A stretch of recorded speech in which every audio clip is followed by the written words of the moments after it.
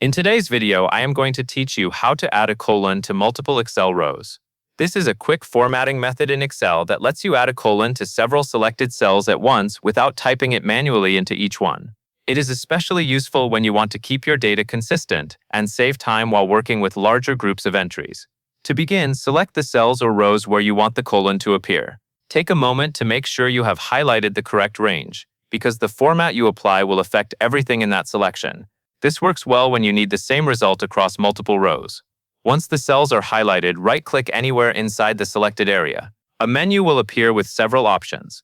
From that menu, click Format Cells. This will open the formatting window where you can control how the selected values are displayed.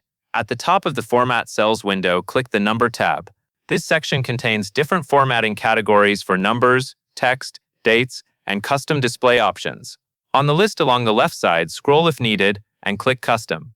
This is the option that allows you to create your own display format. Next, click inside the text box under the word Type. If there is already anything in that box, delete it completely so you can enter the new format cleanly. This is important because even a small extra character can change the result. Now type @ followed by a colon and quotation marks, exactly as needed in the custom format box. This tells Excel to display the existing cell content and add a colon after it. It is a simple custom format, but it can be very effective when you want a clean and repeated visual change across multiple entries.